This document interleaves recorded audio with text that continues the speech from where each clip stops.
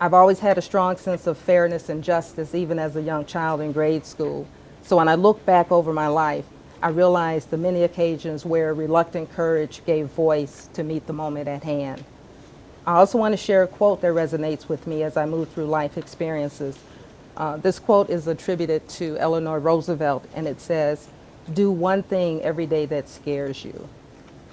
I can't say I do one every day, but certainly today. I've always enjoyed the school environment and learning about many different things. Although I'm a first generation college graduate in my family, it never felt that way. Growing through education, knowledge, exposure has always been a part of my life within the family. As mentioned, my mother and father were part of the Great Migration, and being from the South could often mean a shortened education, as was the case with my dad. Ironically, in having conversations with my dad, one would never know his education was interrupted in grade school. He was smart, articulate, and resourceful. My mom was the same and was fortunate enough to complete high school with good grades. I can only imagine what they might have had, that they might have had moments of concern after they headed north and put down roots in Chicago to carve out a life for themselves and the family they would have one day. By God's grace, they pushed past all of that and provided great opportunities for my sister and I. And today, for such a time as this, I give them their roses.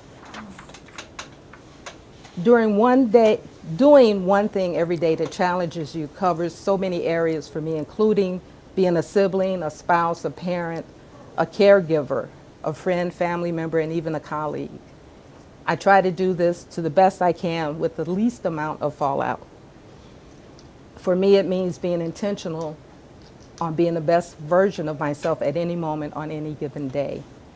It starts with my values and sense of who I am and who I want to be.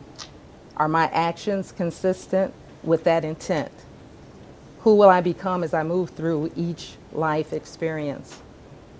I remember having an raise the eyebrow moment when I realized my husband was turning 60. I thought, oh my goodness, I have a 60-year-old husband. How did that happen? It started to dawn on me that if we intended to be married for 50 plus years, our age is only going to go up. Then I realized he may be thinking, oh my God, I have a 58-year-old wife. That helped me to quickly get over myself.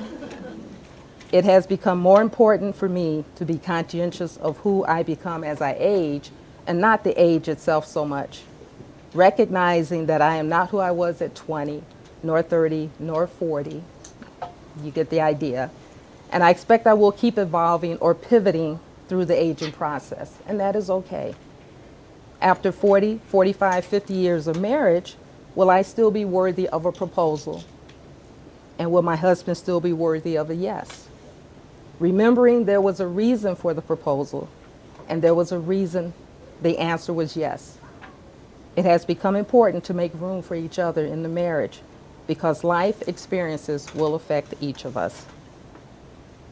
If you've ever had an email from me, sometimes you'll see at the bottom I have my little saying. So here's one that says, take good care of yourself and loved ones.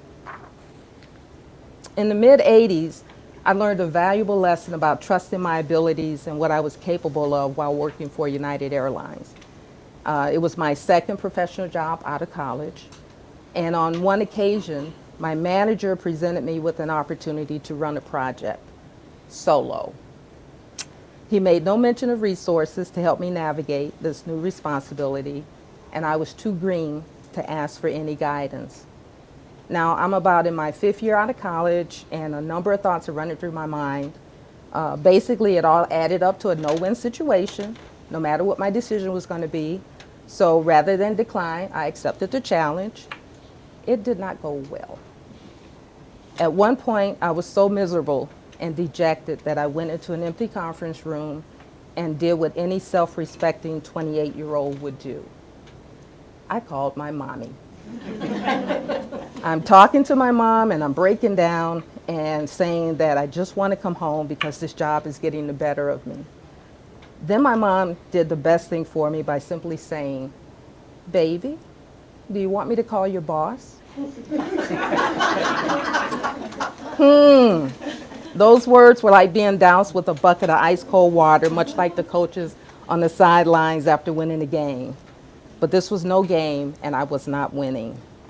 It was as if a hand snaked through the phone and gave me an imagined tap tap across the face. My professional life flashed before me, and it was then that I matured tremendously, mainly because I knew my mom would probably have made the call if I gave her permission and his name. This was the real world, and Toto and I were no longer in Kansas. So I dried my tears, told my mom I would be fine, and said goodbye. Over time, I did a fake it until you fail routine because that is exactly what I did. I failed. My mom was letting me know, though, in her own way, that she would stand up for me when I felt I could not stand for myself. As uncomfortable as that experience was, I am glad that I went through it, survived it, and grew from it. I did not like the position that I was placed in, one that I had naively accepted, knowing that I did not have the necessary skills nor experience to lead a project at that point in my career. My faith in myself was bruised, but it forced me to reassess how I wanted my career, how I wanted to manage my career going forward. The operative word being manage.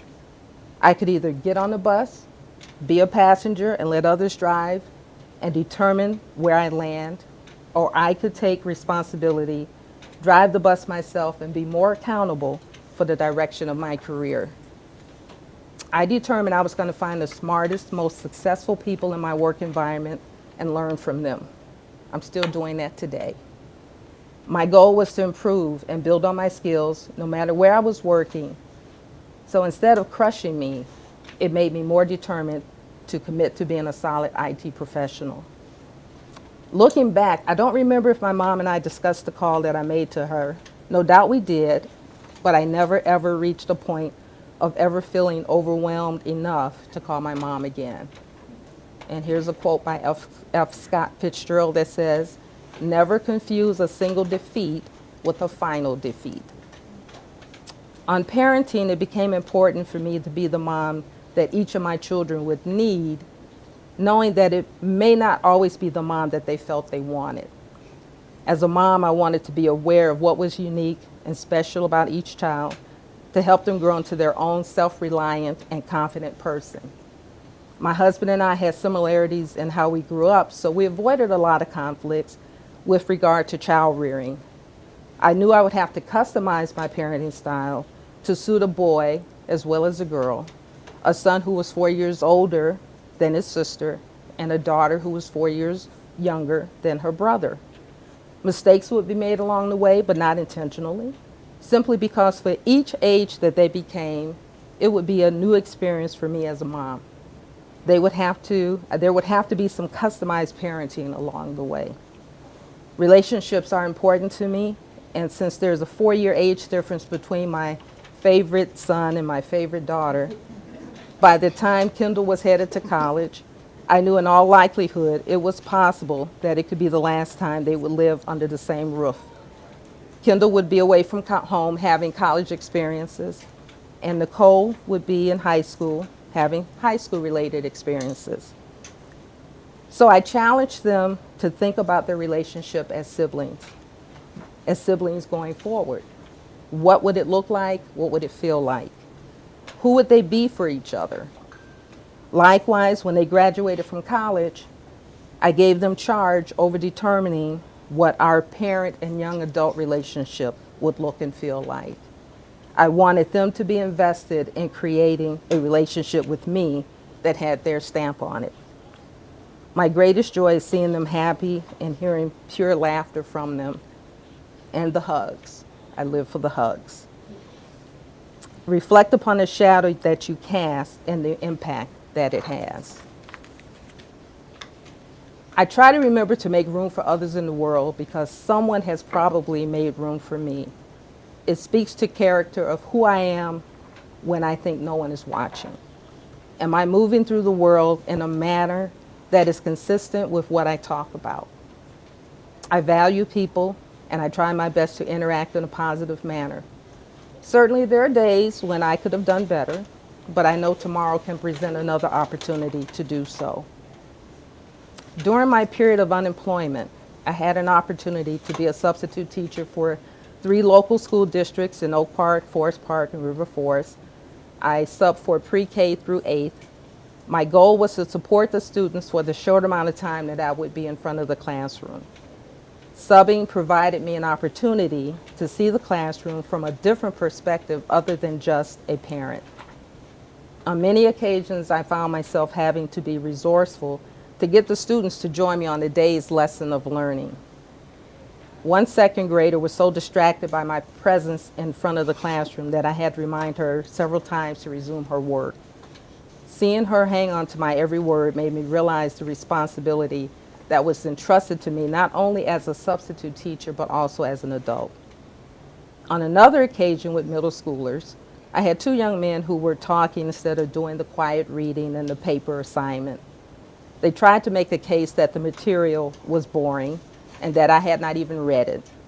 I told them that I had indeed read the material, and to prove it, they could ask me any question about the material.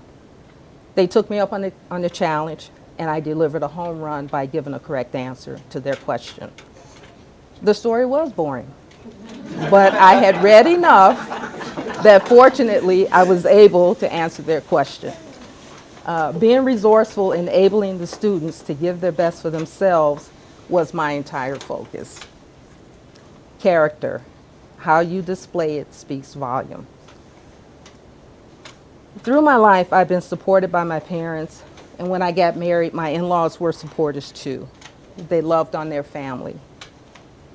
In early March of 1992, on my drive to work, I noticed the words, "Trust Jesus," sprayed on the side of a U.S. mailbox. And likewise, on my drive home, one of the overpasses on the expressway, I noticed the same words, "Trust Jesus." So for about 2 weeks, I would find myself looking for these messages, and there they were, on my way to work and on my way home. On a Saturday afternoon in March, I stopped by to visit with my folks, but my dad was not there, so after some length of time visiting with my mom, I prepared to leave and told my mom to tell Daddy Mr. Treat. At the door, I happen to look out, and I see my dad's van, and I see him get out and make his way across the street towards the house. As I'm watching him, my thoughts are, my parents are aging. I'd never had that thought before ever in life, and my parents didn't have any serious medical conditions, although my dad was diabetic. I greet him at the door, extend my visit a little longer, then I give him a hug and a kiss, and I say, "I love you." The following Sunday afternoon, my mom stops by our condo in Hyde Park on her way home after attending church. She calls my dad to let him know where she is and that she will be leaving shortly to come home. Once my mom left, it was such a gorgeous Sunday afternoon with the bluest of skies. My husband and I take Kendall out and about, and we decide to visit an aunt, only she's not home. Then we decide to visit an uncle, and he has the unfortunate task of telling me that my father had died from a massive heart attack. Heartbroken. I had the honor of having my dad in my life for 35 years. March 15th will be the 32nd anniversary of his passing.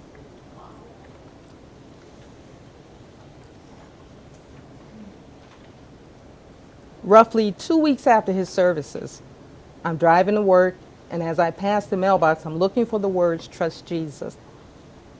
Only they are not there. Likewise, on my way home, I'm looking for the overpass that has the words, "Trust Jesus." And they are no longer there either. Message received. My mom was a widow for 25 years when her health took a serious decline. Roughly 7 years ago, as her kidney function declined to the point of requiring dialysis. She remained upbeat and independent until approximately 3 years ago. My sister and I and our families provided her with the emotional and physical support she needed to remain as independent as she desired. Last March, as I arrived at her home to take her to a dialysis appointment, I found her in bed, and it became apparent she had suffered some type of medical trauma. Later, we discovered she had suffered a stroke. 30 days later, my mom succumbed to complications from the stroke. Heartbroken. I had the honor of having my mom in my life for 66 years. Message received. When my in-laws' health declined in their later years, tough decisions for their care had to be made. We lost my father-in-law in 2011 and my mother-in-law in 2022. They were the best of in-laws and grandparents, sharing their interest and love for the family. My children had the blessing of having a loving relationship with 3 living grandparents throughout their formative years into early adulthood.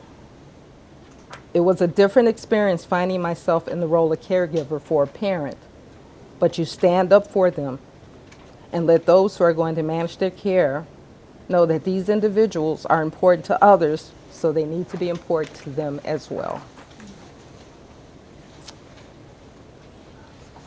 There have been a number of influences and mentors, if you will.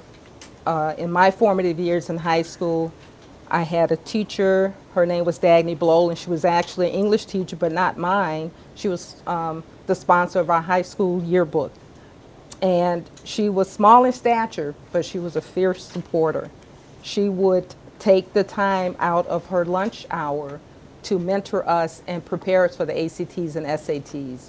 And for that, I cannot thank her enough. I had a high school friend named Rudolph Anderson. He was an inspiration because at the age of 17 and 18, he shared his goals of owning a franchise. And after graduation, he went to DeVry, got his FCC license. He hung around CBS until they finally hired him and hired him as a cameraman. He worked as much overtime as they would give him, saved his money, and eventually fulfilled his dream of becoming an owner of not just 1, but 2 McDonald's franchises.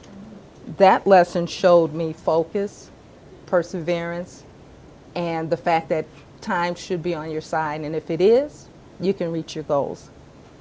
Another acquaintance I met in college, name of Danny Crawford. If any of you are basketball people, you'll know the name. He shared his goal of becoming an NBA referee. He started refereeing high school games, junior college games, Division I college games, the Missouri Valley Conference, and finally fulfilled his dream in 1985 of becoming an NBA referee and retired in 2017. Another lesson in finding your goal, working it, and accomplishing it. Our family is a family of faith, and our church is the Apostolic Church of God. Under the tutelage of Dr. Arthur M. Brazier, he grew that church and kept it in the Woodlawn community. Off of 63rd and Kimbark was the first church, and then we have a sanctuary at 63rd and Dorchester. He could have moved it somewhere else, but he felt that community needed that church and that the church needed that community. And now we're under the pastorship of his son, Dr. Byron T. Brazier. And so Dr. Brazier both also provided pathways to achieve life goals, but especially through education. The one thing I want to leave you with is seeing a person, you never know the things that they can do. Many of you would look at me and never think, oh, Cassandra can play the ukulele. Well, you would be right, I cannot. But you never know. So with that in mind, I want to read a poem that I wrote. I can't write a poem. The poem is called Time Enough. And I wrote it at the time in honor of a young man that we lost in our circle of family and friends at a young age. So if you bear with me. It's called Time Enough. Grant me time enough to laugh until I cry, to cry until I laugh, to dance to my own rhythm, to let music stir my soul. Grant me time enough to sing my favorite song, to wear my favorite color, to savor the taste of my favorite food, to enjoy the company of good friends. Grant me time enough to memorize a scripture or two, to witness the power of prayer, to be blessed and uplifted by prayers, to pray one prayer more. Grant me time enough to find joy in each day, to regret nothing for very long, to be inspired by everything, to be worthy to inspire someone. Grant me time enough to embrace the possibilities of my dreams, to be embraced by dreams realized, to be understood by many, to be a friend who understands. Grant me time enough to share the best of myself always, to love others with all my heart, to know with all my heart that I am forever loved. Grant me time enough to say I love you one time more. Thank you for your time.